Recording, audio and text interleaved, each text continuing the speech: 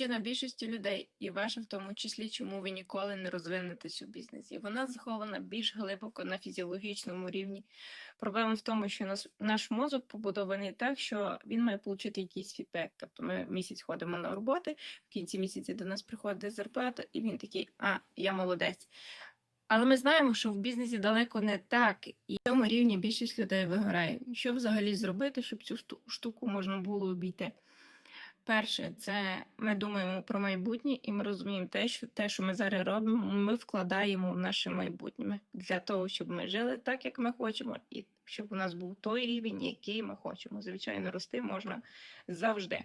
І друге, це за маленьку винагороду. Я зробила щось, я пішла з подругою на каву, я собі щось маленьке придбала, я пішла якусь книжку купила за винагороду. Туди він спокійний у двох випадках.